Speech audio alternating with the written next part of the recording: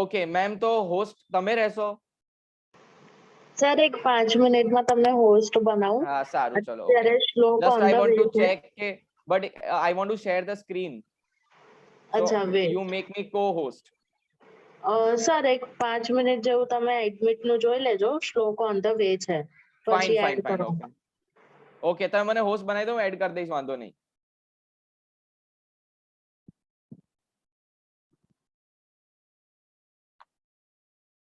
चलो okay. Nishi Nair from Subhanpura. मुझे Yes, sir. Insurance का थोड़ा बेसिक कंसेप्ट समझा दो, लाइफ इंश्योरेंस का थोड़ा बेसिक कंसेप्ट समझा दो कि अपना जो ये पूरा सब्जेक्ट है लाइफ इंश्योरेंस, इंश्योरेंस प्रोडक्ट, इसमें क्या है, कॉमन चीज क्या है, इंश्योरेंस किस प्रिंसिपल पे चलता है और क्या है ये चीज, कॉन्ट्रैक्ट क्या होता है?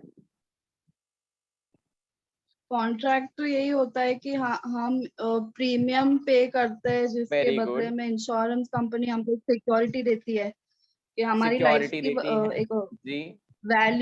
जो वैल्यू है वो मिलती है. वैल्यू नहीं मिलती है. सबसे पहले तो ये बात आपको ध्यान रखनी चाहिए, क्योंकि अगर आप 11th स्टैंडर्ड में प्रिंसिपल ऑफ इंडेमनिटी पढ़े होंगे ना, तो वहां एक लाइन आपने जरूर पढ़ी होगी कि principle of indemnity does not apply in case of life insurance. इसका रीजन ये है कि लॉस को भरपाई करती है इंश्योरेंस कंपनी, लेकिन जब एक इंसान मर जाता है, लाइक क्रिस मॉरिस, अगर वो चला गया जिंदगी से, दुनिया से चला गया क्रिस मॉरिस, तो क्या वो ऐसा हम बोलेंगे कि 16.5 करोड़ का इंसान चला गया जस्ट बिकॉज वो आईपीएल ऑक्शन में 16.5 करोड़ में बिका, इसीलिए उसकी वैल्यू है क्या ये 16.5 करोड़? नहीं, किसी इंसान की कोई कीमत हो ही नहीं सकती है. वैसे देखने जाए तो अर्जुन तेंदुलकर बेचारा बेस प्राइस पे सिलेक्ट हुआ है, तो वो अगर ऐसा बोलना नहीं चाहिए, लेकिन टपक जाए तो क्या इतना कम अमाउंट, इतनी वैल्यू उसकी? इंसान की कोई कीमत होती ही नहीं. समझे मेरी बात? बराबर है. तो अभी इंडेमनिटी का प्रिंसिपल अप्लाई नहीं होता लाइफ इंश्योरेंस में. The reason is we can not value the life. So अगर लाइफ की ही वैल्यू नहीं है तो इंसान मर जाता है, उसकी वैल्यू कैसे निकालेंगे? तो यहाँ ऐसा नहीं बोलेंगे, आपने जो स्टेटमेंट बोला था कि लॉस को रिकवर करेंगे या लॉस को भरपाई, no, that does not apply in case of life insurance. It is simply the death benefit you are given. Death benefit बोलेंगे, not the loss recovered, because there is no loss. Loss है, हम जानते हैं, हमारे परिवार में से कोई गया, बहुत बड़ा लॉस है, लेकिन उसकी वैल्यू डिटरमाइन नहीं हो सकती है. अभी यहां से मैं एक दूसरा क्वेश्चन आपसे पूछता हूं निशी नायर. हम जिंदगी भर प्रीमियम भरते हैं और जब लाइफ हमारी उस एज तक चली जाती है, हमको सम अश्योर्ड अमाउंट मिल जाता है, या तो अगर उससे पहले हमारी डेथ हो जाती है तो एक्सीडेंट कवर के अंदर हमको पैसा मिल जाता है. So either death or the age, whichever is earlier, उसमें हमको पैसा मिलता है. प्रीमियम भरते हैं हर महीना, या तो हाफ ईयरली, या तो फिर क्वार्टरली, या तो ईयरली. एक भी प्रीमियम तुमने मिस किया, तुमको तुरंत नोटिस आ जाती है कि अभी 3 प्रीमियम तुमने मिस करे ना, तो फिर आपकी पॉलिसी कैंसिल और आप रिफंड भी नहीं मांग सकते हैं. You can not claim the refund. Remember one thing. बराबर है, ये भी बात है. अभी आप जरा सोचो निशी नायर, कितने लोग हैं इंडिया में, पॉपुलेशन कितना है? कंसेप्ट रिलेट करवा रहा हूँ. 135 टू 140 करोड़, 135 ले लेते हैं, थोड़ा लोअर लिमिट ले लेते हैं, 135 करोड़. हम अज्यूम करके चलते हैं 50% लोगों ने इंश्योरेंस करवाया होगा. हम बिल्कुल ही, मैं बोल सकता हूँ, हाइपोथेटिकल एग्जांपल ले रहे हैं, लेकिन फिर भी मान के चलो 50% of the people have taken the life insurance. 135 crore का तुम आधा करो, उसमें भी राउंड ऑफ कर देंगे, 130 पकड़ते हैं, 65 करोड़ हुआ, 60 करोड़ पकड़ते हैं, या चलो 20 करोड़ लेते हैं, उससे भी कम. अभी जरा सोचो, 20 करोड़ लोग प्रीमियम भरते हैं हर महीना, हर हाफ ईयरली, क्वार्टरली, या तो ईयरली, लेकिन क्या उतने मरने वाले हैं? कोरोना को थोड़ा साइड पे रखे, कोविड को हटा के, ये एक्सेप्शनल केस है, पेंडेमिक ईयर है. नॉर्मली जब लोग अच्छी तरह से लाइफ जी रहे थे, एक्सीडेंट से डेथ हो रहा था, लेकिन नेचुरल डेथ कम हो रहा था. लाइफ एक्सपेक्टेंसी 65 इयर्स, 64 इयर्स हो चुकी है. सबको समझ में आ रहा है मैं क्या बताने की कोशिश कर रहा हूँ? इतना तुम प्रीमियम भरते हो, ultimately what you get is sum assured. But आप वो तो देखो कि आपके पैसों से इंश्योरेंस बिजनेस कितना जबरदस्त चल रहा है. Insurance company, life insurance company एक ढाल की तरह है. ढाल मतलब पता है, शील्ड. अगर स्टॉक मार्केट गिर रहा होता है ना, स्टॉक मार्केट गिरना मतलब प्राइसेस क्या हो जाना, कम हो जाना। अभी स्टॉक मार्केट गिरेगा मतलब पूरा इंडेक्स गिरेगा, इंडेक्स गिरेगा मतलब कंट्री की इकोनॉमिक पोजीशन डाउन है ऐसा दिखेगा, जीडीपी डाउन है वैसा दिखेगा, लोग विड्रॉ कर रहे हैं, पैसा विड्रॉ कर ले क्योंकि पैसा नहीं है। तो ऐसे सिचुएशन के अंदर जिनके पास बहुत सारे पैसे हैं उनसे उनको लॉस से बचाने के लिए एलआईसी अपना पूरा इन्वेस्टमेंट डाल देती है स्टॉक मार्केट में, ताकि एकदम से शेयर्स की डिमांड बढ़ जाए, डिमांड बढ़ेगी तो वापस से प्राइस क्या हो जाएगा, अप हो जाएगा। लॉजिक समझ में आ रहा है मैं क्या बोल रहा हूं? आपके प्रीमियम से इंश्योरेंस कंपनी बहुत पैसा कमाती है, और वही पैसा अगर आपको थोड़ा अमाउंट में एक्स्ट्रा दिया जाए, आइदर ईयरली और either at the time of death और at the time of maturity, उस एक्स्ट्रा अमाउंट को बोलते हैं बोनस, जो आज का टॉपिक है। समझ में आया मैंने क्या बोला? What is bonus? Bonus is nothing the extra share you are getting on the maturity or on the at the time of death. Why? Because you paid the premium and because of that insurance company has done dhamadham business. बहुत खतरनाक business. They've earned the money a lot and क्योंकि आपके पैसों से वो चले, उनकी company चली, तो पैसा तो आपका था, आपको तो थोड़ा रिवॉर्ड मिलना ही चाहिए. It is exactly like you invest in shares, you get dividend.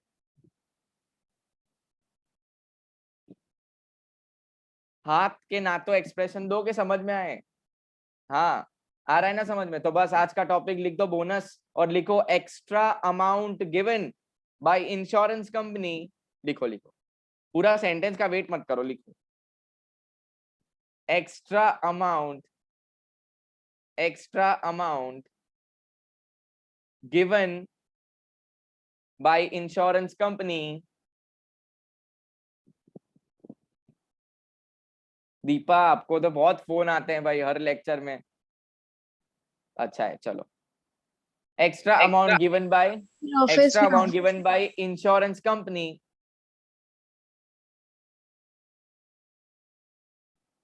अभी कुछ बोलना नहीं है। Extra amount given by insurance company to insurance policy holders. अब आपके ऑफिस में सर सुन रहे हैं मेरे को? सुन रहे हैं? सॉरी हाँ सर, फोन है सर, नहीं सुन पाएंगे। अच्छा ओके चलो ठीक है। Okay now write down, there are 4 types of bonus. वैसे तो 6 to 7 है, सिलेबस में सिर्फ 4 है। There are 4 types of bonus.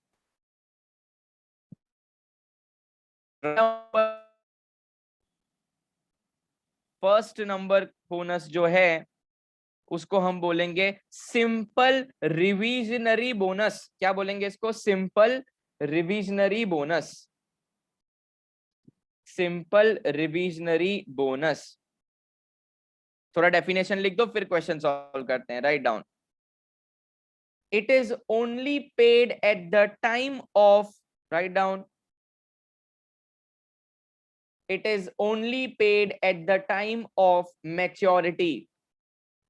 ये बोनस आपको कब मिलेगा? हर साल नहीं मिलेगा। आपकी पॉलिसी जब मैच्योर होगी वो टाइम पे, हो सकता है 10 साल की पॉलिसी हो, 15 साल की पॉलिसी हो, तो at the end of that policy you will get this amount, जिसको बोलते हैं सिंपल रिविजनरी बोनस। अभी रिविजनरी क्यों लिखा है, इसके पीछे लॉजिक क्या है कि इसका अमाउंट हर साल रिवाइज होता है, इसका अमाउंट हर साल रिवाइज होता है। तो write down, basic bonus rate में get revised, basic bonus rate may get revised, may get revised। Write down example, example,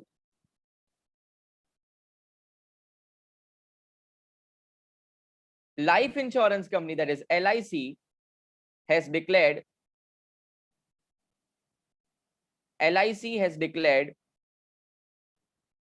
a bonus of 15 years as follows।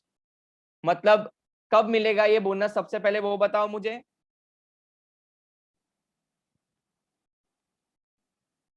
मैंने पूछा कि सब after 15 years। After 15 years, okay, at the end of the policy. Okay, अभी देखो bonus कैसे इन लोगों ने बोला है ओके ईयर लिखो, ईयर पहले 5 साल के लिए जो बोनस रहेगा वो होगा ₹50 पर 1000 ऑफ सम अश्योर्ड। पता है ना लास्ट लेक्चर में मैंने बोला था हर चीज सम 1000 में होती है ऑफ सम अश्योर्ड। देन 5 से 10 ₹55 पर 1000 ऑफ SA। Then 11 to 13 ₹58 पर 1000 ऑफ SA मतलब सम अश्योर्ड। और 14 और 15th ईयर में आपको बोनस मिलेगा ₹60 पर 1000 of sum assured.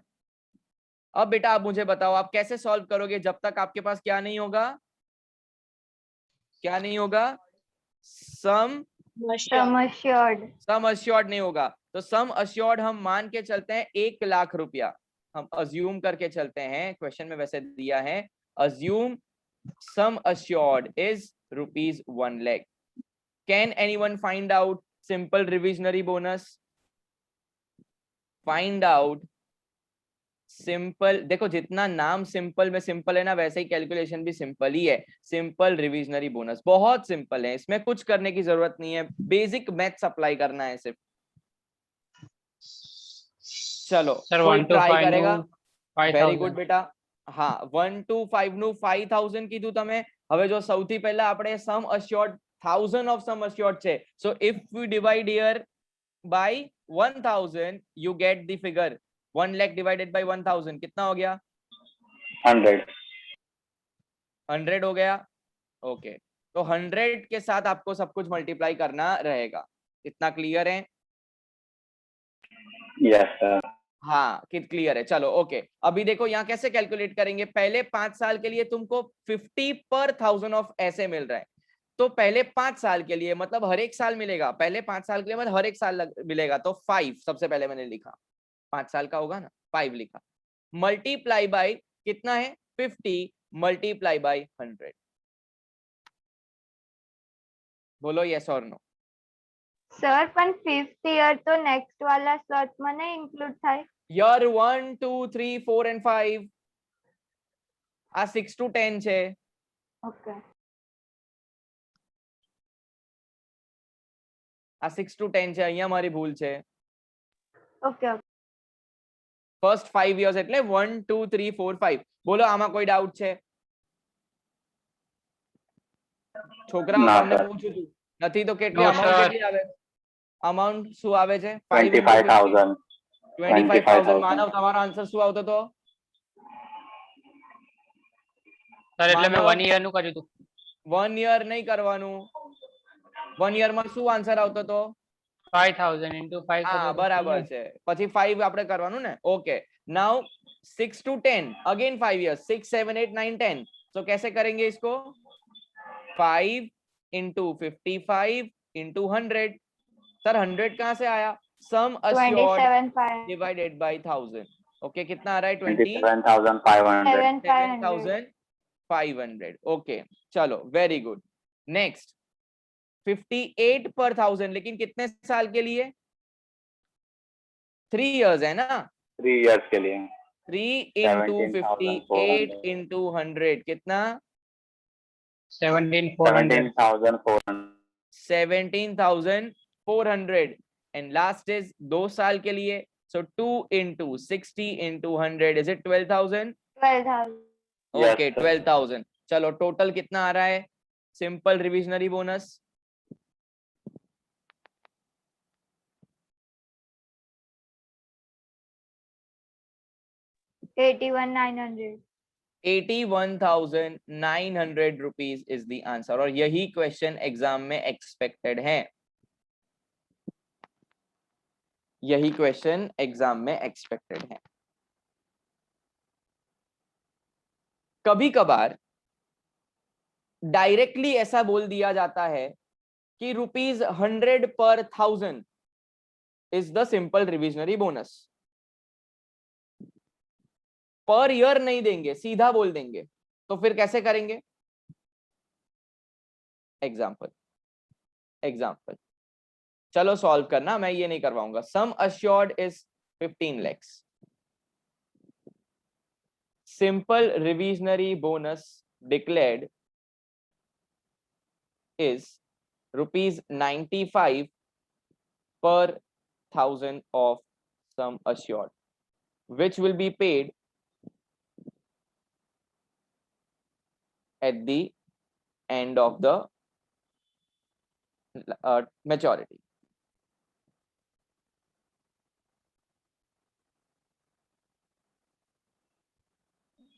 Sir How you will maturity solve? Period कितना है सर, वो भी देखना पड़ेगा ना? नहीं देखना पड़ेगा, इसमें जरूरत ही नहीं है, ईयर वाइज करने की क्या जरूरत है इसमें? सीधा फ्लैट, इसको बोलते हैं फ्लैट। इसमें सीधा अमाउंट आपको बोल ही दिया है कि भाई जब आपका मैच्योरिटी होगा ना, तब हम इतना अमाउंट पहले से नक्की कर लेते हैं, ये आपको मिलेगा। जब मैंने मेरा लाइफ इंश्योरेंस लिया था ना, सुनो, जब मैंने मेरा लाइफ इंश्योरेंस लिया था ना, तो उसने मुझे कैलकुलेटर पे बोल दिया था कि अब्बास भाई ये अमाउंट है 21,200 is the bonus right now which you will get after 7 years।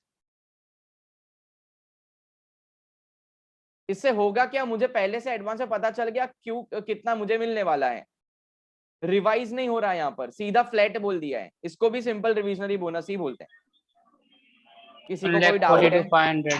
1,42,500. Answer कही दो सारू, चलो હું તો एक्सप्लेन करतो तो वांधो नहीं।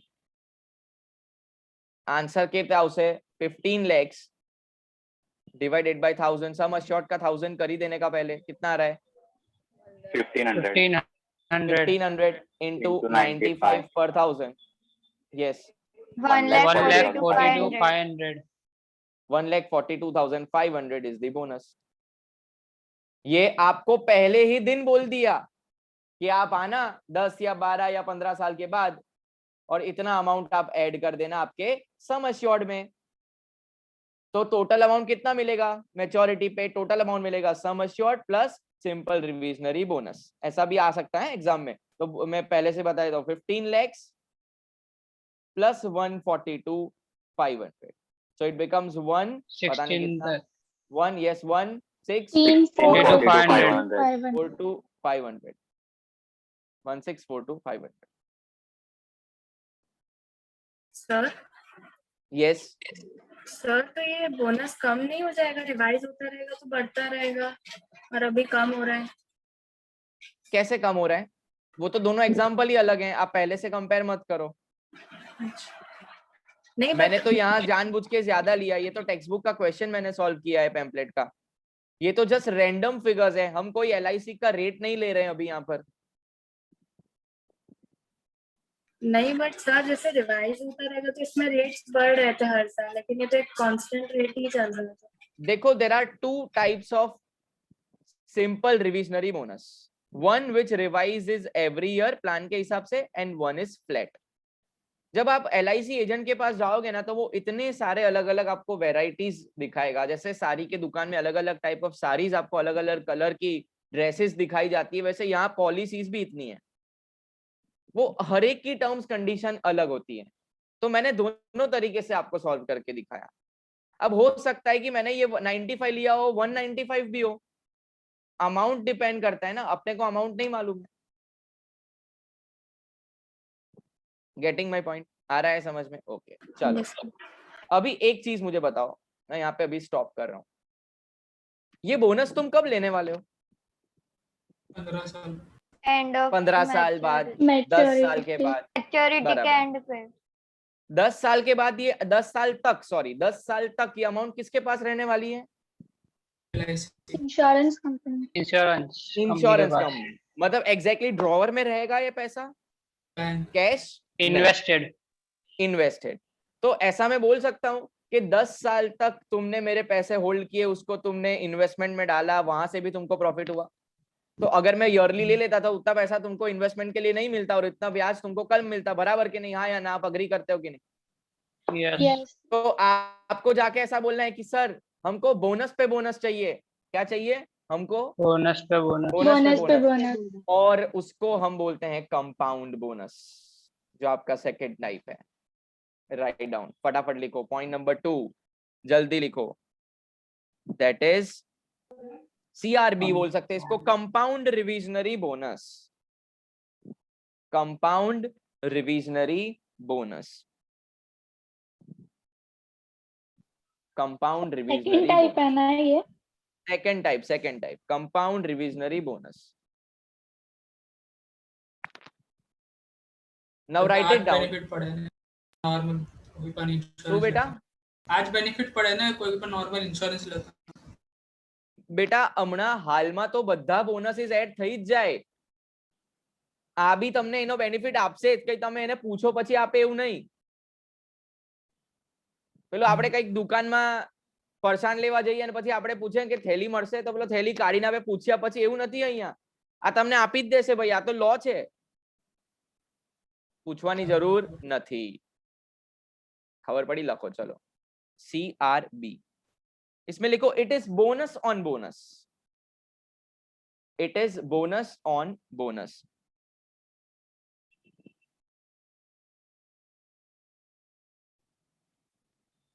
It increases the total maturity value, it increases the total maturity value.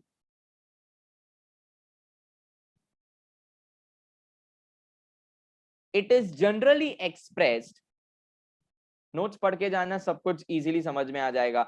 It is generally expressed as a percentage of,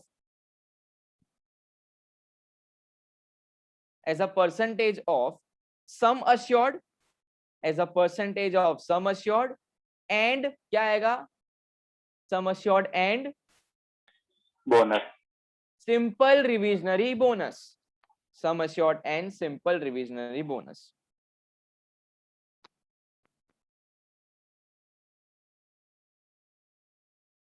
Example, sum assured is 3 lakhs, sum assured is 3 lakhs. Solve करना. Sum assured is 3 lakhs. SRB is as follows. SRB is as follows.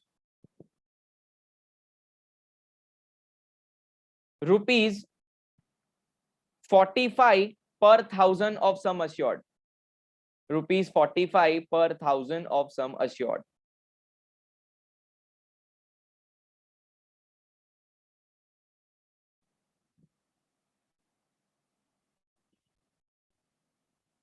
Then you write down CRB is 10% of CRB is 10% of the total sum assured and SRB. CRB is 10%. ऐसा भी exam में ऐसा direct पूछ सकते हैं, CRB is 10%. ये तो मैं आपको लिखवा रहा हूँ, of sum assured plus SRB. Exam में ऐसा नहीं देंगे, ठीक है. अब मुझे सॉल्व करके दो कि क्या फाइनल अमाउंट मिलेगा मैच्योरिटी पर. फ्लैट रेट वाला मैंने क्वेश्चन दिया है, फ्लैट रेट वाला मल्टीप्लाई नहीं करना है आपको, सीधा आपको दे ही दिया है. Sir sum assured 14,850. एक मिनट, एक एक करके. हाँ मानव, आप क्या पूछ रहे हो? सम अश्योर्ड શું હતું? 3 lakhs. Sum assured was 3 lakhs. sir 3,31,350. SRB 3,44,850. SRB કેટલું લખાયું? 25. SRB 45 per 45 per thousand thousand of sum assured. Sum assured is 3 lakh divided by 1000, it becomes 300. 300 into 45, this is your bonus. 13,500. 13,500. Now CRB is equal to sum assured plus SRB. Sum assured is 3 lakhs plus 13,500. You are getting the amount on maturity, that is 3 lakh plus 13,500. 3,13,500. 3,13,500. એના કેટલા percentage? 10%. 10%. This is your CRB. કરો કેટલું આવે છે? 31,350. 31,350. 31,350. Okay, remember the formula. ખાલી formula યાદ રાખી દો, એક્ઝામમાં તો કંઈક આવું આવે નહીં, બટ ફોર્મ્યુલા પૂછી શકે. SA plus SRB. CRB is equal to SA plus SRB. अभी आप लोग पूछोगे कि सर इसमें हम SA क्यों लेते हैं सम अश्योर्ड? खाली इस पे नहीं आना चाहिए, ऐसा किसी का डाउट है? खाली SRB का 10% आना चाहिए ऐसा? Reason is very simple. See, एक तो आप ये बोनस रख रहे हैं उसके पास, प्लस सम अश्योर्ड भी तो आपको कब मिल रहा है? मैच्योरिटी पे मिल रहा है ना. तो दोनों पे कंपाउंड इंटरेस्ट लगाया, दोनों पे कंपाउंड इंटरेस्ट लगाया. ये चीज याद रखना. चलो लिखो नंबर 3. सर 3 बहुत लाख सिंपल है. ऐड नहीं करवाना? 3 लाख કર્યા ને બેટા, અહીંયા એડ આ રહ્યા 3 lakhs. એવું નહીં સર, नहीं, ફાઇનલ total અમાઉન્ટ answer, જે हाँ. લીધી એમાં final amount. Okay, final amount is हाँ. 3 lakhs प्लस SRB कितना आया? અને 13,500 પ્લસ हाँ. प्लस CRB आया 31,350. 3,44,000 ये टोटल अमाउंट है 3 लाख हाँ 44,850. 44,850. 850. ओके, એટલે સર स्क्रीनशॉट અમાઉન્ટ લઈ લો, આ स्क्रीनशॉट લઈ લો. CRB પૂછ્યું હોય તો આ વાળી અમાઉન્ટ CRB આવે is this. CRB is this. If they have asked the final amount, अच्छा તમને કહી દો, મેચ્યોરિટી વેલ્યુ પૂછી હોય ને તો આ કહેવાય. ઓકે. ડેથ બેનિફિટ પૂછ્યું હોય આ કહેવાય. ટોટલ બેનિફિટ પૂછ્યું હોય આ કહેવાય. બધું મળાઈને everything is added. Write down the next point. Loyalty bonus. લખો ભાઈ, લખો. મને ના જોવો, લખવું પડશે અંદર. લોયલ્ટી બોનસ લખો ફટાફટ. બહુ સિમ્પલ રૂલ છે, કોઈ રેટ યાદ રાખવાની જરૂર નથી. लॉयल्टी નો मतलब खबर છે? What is loyalty? अगर आप एक बार कोई प्रोडक्ट खरीद लेते हैं, उसके बाद अगर आपको वो कंपनी से लगाव हो जाता है और आप सेकंड टाइम भी वहां ही जाते हो, आपके दिमाग में दूसरा कोई ऑप्शन आता है लेकिन आप प्रेफर नहीं करते, उसको हम बोलते हैं कि वो कंपनी या वो ब्रांड से आप लॉयल हो. फोन का एग्जांपल जनरली हम लेते हैं कि अगर आपने एक बार एप्पल ले लिया तो उसके बाद आप कहीं और दूसरी जगह पर शिफ्ट नहीं होंगे. Now the reason can be आपका ईगो हो सकता है, या तो फिर आपका हो सकता है रीजन लॉयल्टी. ठीक है, अभी आप एप्पल से वीवो पे नहीं जा सकते हैं, लेकिन मैं वीवो से एप्पल पे जाने के लिए सोच रहा हूँ. लेकिन अगर फिर भी मैं सोचता हूँ कि यार एंड्रॉइड पे ही रहना है, मुझे एप्पल में नहीं जाना है, ओएस चेंज नहीं करना है, तो अब मेरे पास ऑप्शन रहता है या तो वीवो, या तो ओप्पो, या तो शाओमी, या तो वन प्लस. लेकिन मैं स्टिल अगर वीवो ही सिलेक्ट करता हूँ, मैं लॉयल हूँ उससे. अब बताओ ये बोनस का मतलब क्या होगा?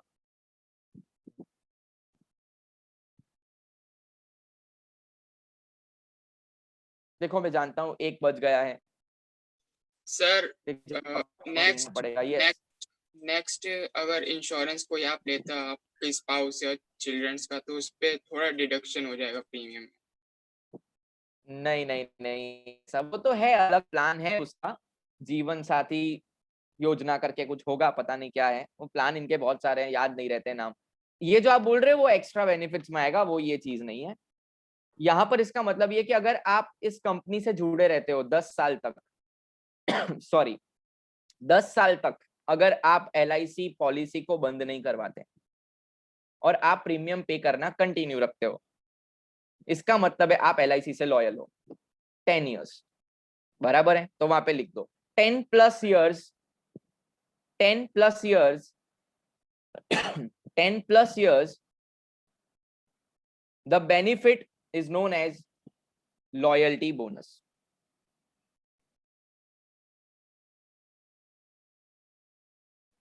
The benefit is known as loyalty bonus.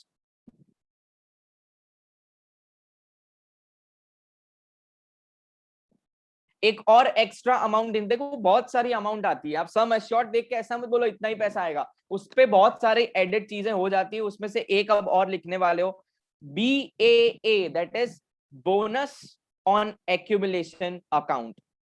BAA, bonus on accumulation account. Syllabus में कुछ भी डिटेल में नहीं है, बस आपको खाली नाम ही याद रखना है, ये भी एट द एंड आपको मिलेगा।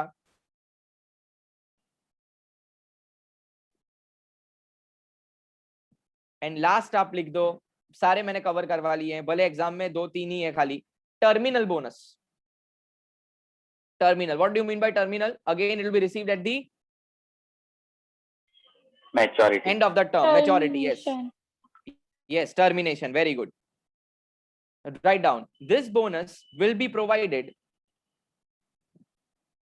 this bonus will be provided with respect to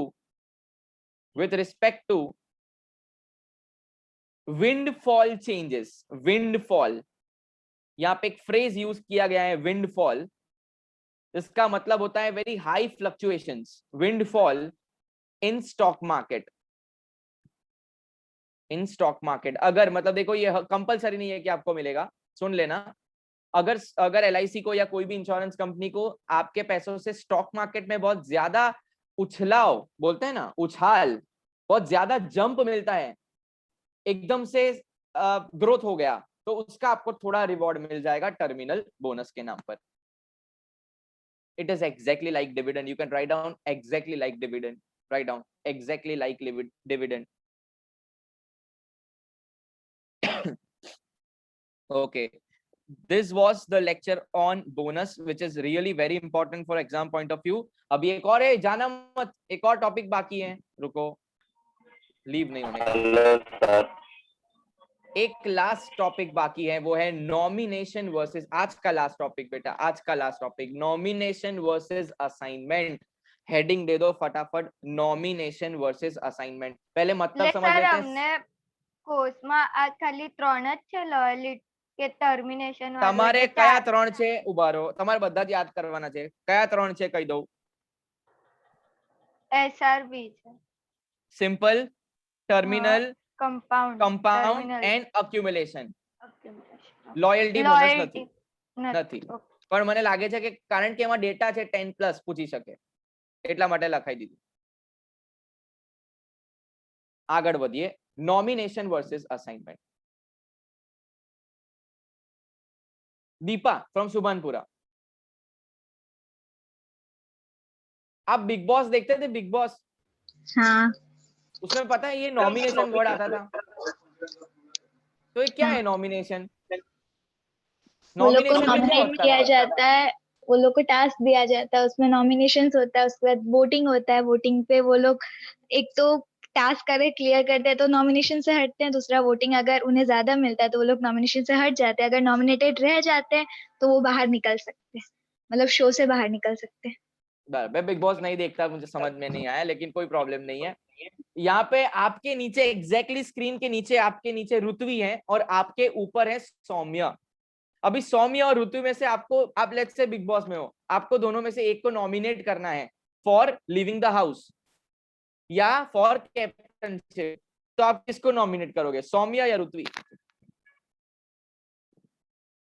मैं दोनों में से ही किसी को नहीं जानती। बस ऐसे ही, बस जानना जरूरी भी नहीं है, बिग बॉस में वैसे भी सब अनजाने लोग ही आते हैं, बराबर है। सौम्य वर्सेस ऋत्वी, चलो बोलो, जल्दी करो। सौम्य को नॉमिनेट कर दिया, मतलब सौम्य या तो कैप्टन बनेगा या तो वो बाहर हो जाएगा ना। What do you mean by this nomination? आपने किसी को पॉइंट आउट किया, मतलब तो इंश्योरेंस में नॉमिनेशन क्या होगा? वेरी सिंपल, किसी को आप चूज करते हो, किसी को आप ऑप्ट करते हो, किसी पे उंगली दिखाते हो आपकी, ये है नॉमिनेशन मेरा, इसका मतलब क्या हुआ?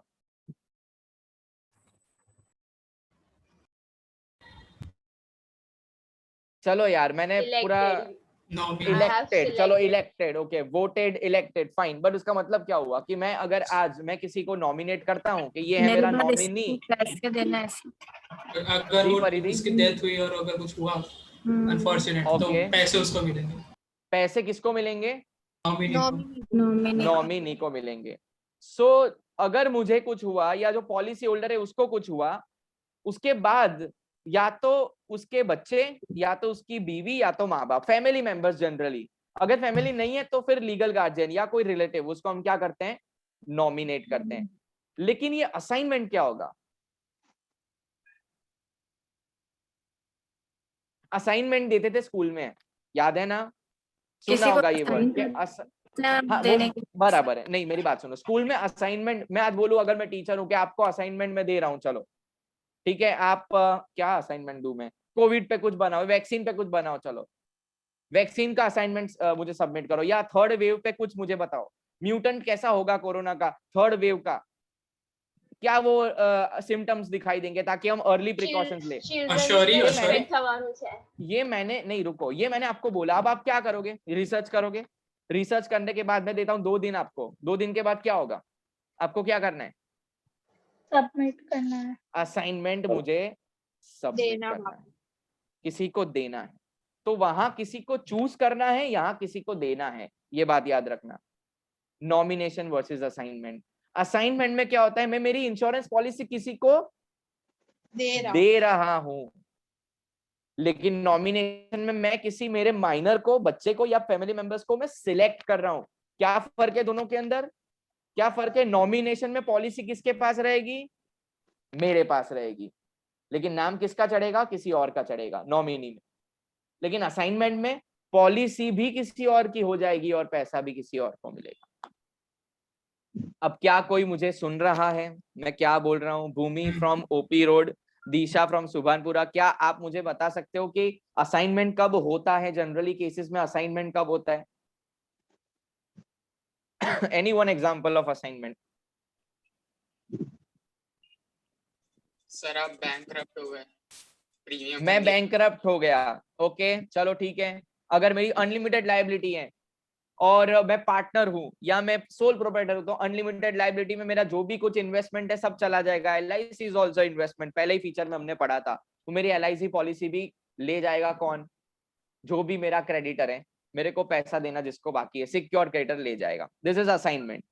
चलो ठीक है, ये असाइनमेंट हो गया बैंकरप्सी के टाइम पे, लास्ट स्टेज पर। ऐसा भी तो हो सकता है ना कि मेरी इंश्योरेंस पॉलिसी चल रही है लेकिन मुझे बिजनेस स्टार्ट करना है, या मुझे कोई इंडस्ट्री ओपन करनी है, या कोई भी नया स्टार्टअप है जिसमें मेरे को पैसे की जरूरत है। मैं बैंक में लोन लेने जाता हूँ, लोन वाला बोलता है कि मुझे सिक्योरिटी चाहिए, तो क्या मैं मेरी LIC पॉलिसी को सिक्योरिटी के उसमें रख सकता हूँ, एज अ सिक्योरिटी रख सकता हूँ मैं LIC policy? Answer is yes. क्या होगा उसके लिए, क्या होगा, मुझे एक कॉन्ट्रैक्ट एंटर करना पड़ेगा जिसमें मैं क्या लिखूंगा कि मुझे पैसे मिल रहे हैं और सामने मैं उसको क्या दे रहा हूँ, LIC पॉलिसी। समझो आप मेरी बात को, बहुत ही सिंपल टॉपिक है। यहाँ से एग्जाम, गोल्ड लोन जैसा, you are giving something and you are taking something and you know it's a contract, there will be something in return, both for both consideration is present here also. अरे जाग रहे हो कि सो गए?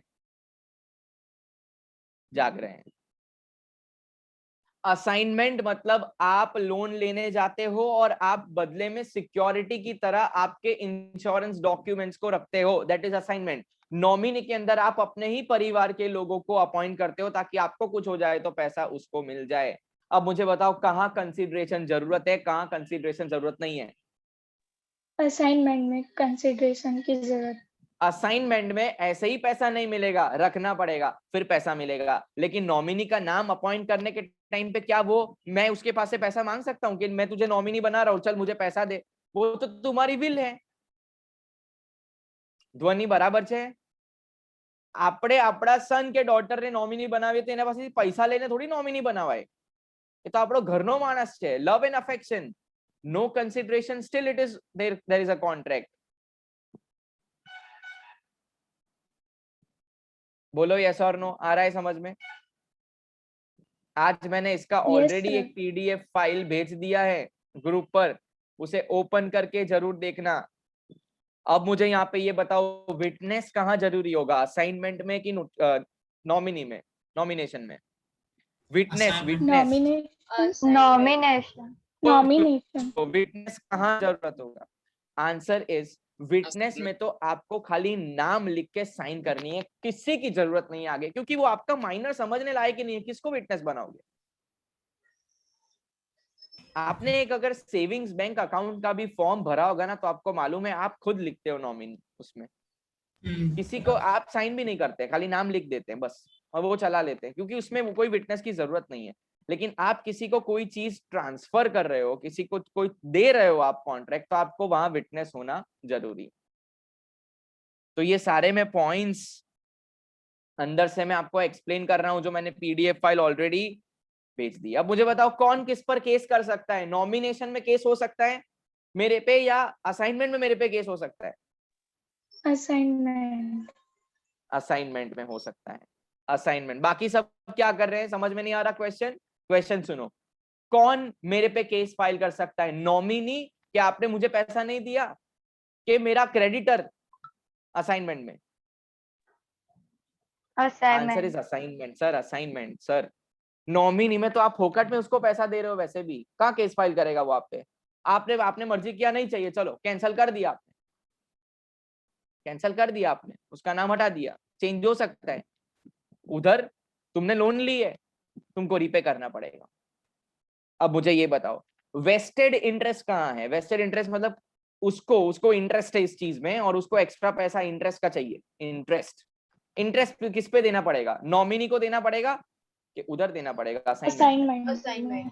तो vested interest is there in assignment, not in case of nominee. अच्छा, policy पे control किस केस में किस पर रहता है? सुनना ध्यान से, पॉलिसी पर कंट्रोल किस केस में किस पर रहता है? लाइक नॉमिनेशन में कंट्रोल किसके पास है, और असाइनमेंट में कंट्रोल किसके पास है?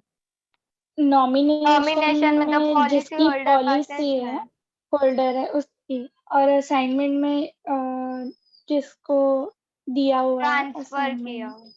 Very good. अगर आप नॉमिनेशन करते हो फिर भी कंट्रोल आपके पास ही है, पॉलिसी आपकी है, लेकिन अगर आप असाइनमेंट करते हो तो वो किसी और की हो चुकी है। पॉलिसी बराबर है। हाँ चलो आगे। अभी यहां पर एक पॉइंट है कि कहां पर माइनर होगा तो चलेगा, नॉमिनेशन में कि असाइनमेंट में? नॉमिनेशन। Very good. नॉमिनेशन में माइनर होगा चलेगा, वो आप ही का बच्चा है, ठीक है, लेकिन असाइनमेंट में you can not enter into a contract with a minor. याद करो Indian contract act, capacity to contract, Het Shah from Subhanpura. सब कुछ हमने बेसिक्स इसका क्लियर कर लिया है, बराबर है। चलो एक और पॉइंट।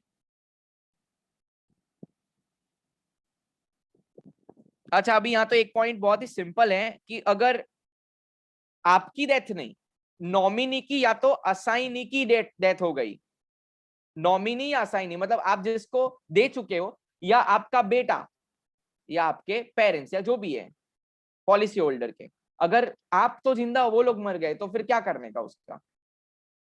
नॉमिनी में चेंज कर सकते हैं। और असाइनमेंट में? असाइनमेंट में उसका नॉमिनी होगा ना सर? उसका नॉमिनी बोल सकते हैं, या तो यस वेरी गुड, उसका नॉमिनी बोल सकते हैं, या तो उसका लीगल आयर जो भी है वो पैसा आपसे क्लेम करेगा, वो करेगा ही करेगा, ठीक है।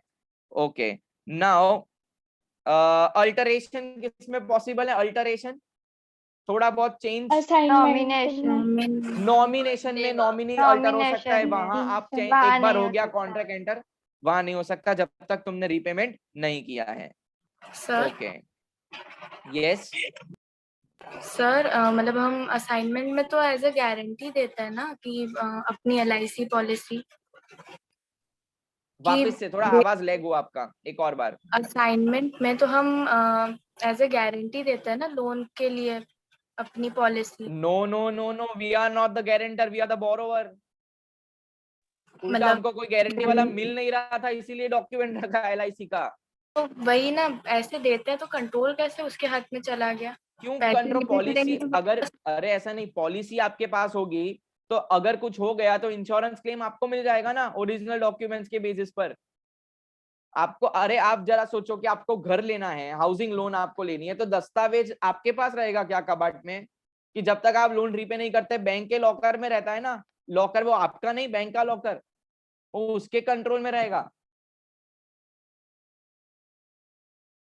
वो क्यों रखते हैं? क्योंकि सिक्योरिटी है, अगर आपने पैसा नहीं दिया कोई प्रॉब्लम नहीं है, मैच्योरिटी के टाइम पे उसके पास है, वो जाके क्लेम करेगा।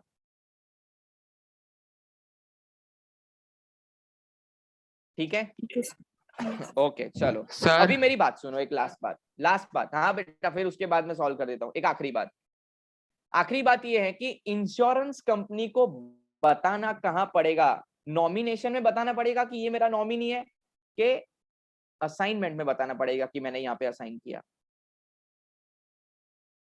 दोनों में दोनों में। पर आंसर इज नॉमिनेशन में तो ऑलरेडी ઓલરેડી અસાઇન પહેલાથી નોમિનેટ કરી છે ને. तो एज कहूँ છું हाँ એના here પછી what मतलब I assignment। mean is, मेरी बात सुनो, here what I mean is when you are writing an insurance contract, that is you are signing, at that time only you are giving a notice कि मैं इसको बनाना चाहता हूँ, yes or no?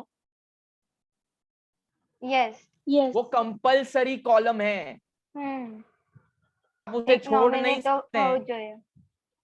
होવું જોઈએ એટલે at that time you are giving the notice, but at that time assignment की notice देना जरूरी नहीं है। so on the spot notice कहाँ पे जरूरत है? नॉमिनेशन में जरूरत है, असाइनमेंट में नहीं, याद रखना। बस सारे पॉइंट्स आप एक बार पढ़ो, एंड इट इज ऑलमोस्ट सब हो चुका है डेफिनेशन के साथ। मैंने पीडीएफ भेज दिया है, आपको वो लर्न करना पड़ेगा, क्वेश्चन आएगा, एग्जाम में आएगा। अभी किसी को डाउट है तो पूछो, चलो। सर असाइनमेंट में मेरी पॉलिसी है 50 लाख की, मेरे को लोन चाहिए 25 का, हाँ तो प्रीमियम फिर दोनों को भरना पड़ेगा? प्रीमियम तो आपको भरना पड़ेगा बेटा, वो आपके लिए प्रीमियम भरेंगे यार, कम ऑन, वो तो आपको करना पड़ेगा ना। आपको लोन मिल गई है, that's enough. Premium you have to pay, Saumya. Okay તો सर। સર પ્રીમિયમ ના બી પૈસા જાય અને પછી લોન રીપે કરવાની તો ડબલ વાર ભરવું yes પડે. plus interest, obviously policy holder will pay the premium. Why would bank pay the premium on your behalf?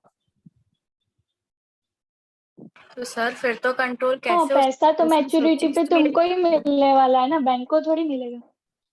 पैसा मैच्योरिटी पे पॉलिसी होल्डर को मिलेगा अगर असाइनमेंट का जो कॉन्ट्रैक्ट है वो खत्म हो चुका है।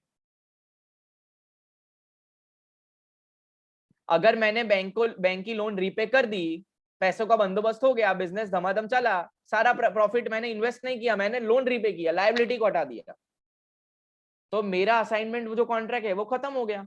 हमने पढ़ा है ना, end of the contract, how does the contract get terminate? By performance.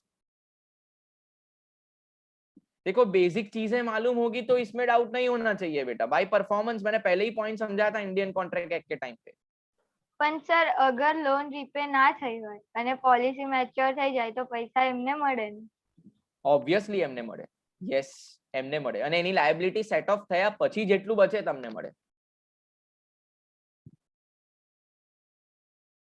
If security is higher, then bank is not worried. If security is lower, they will not give you loan.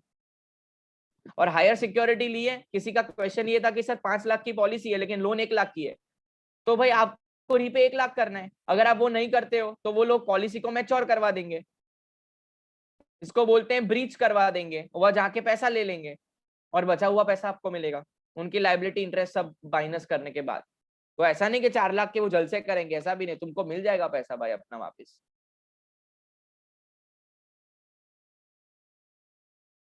समझ में आ रहा है? पक्का? Okay. सो आज bonus and assignment versus nomination. कल का शायद हो सकता है कि मैं एक्स्ट्रा लेक्चर का बंदोबस्त करूं, लेकिन अगर कल का नहीं होता है तो आपकी कब से एग्जाम स्टार्ट हो रही है? Exactly on the day next Thursday ना, तो Yes. Monday and Tuesday there will be lecture of insurance. Monday and Tuesday होगा, ठीक है? चलो।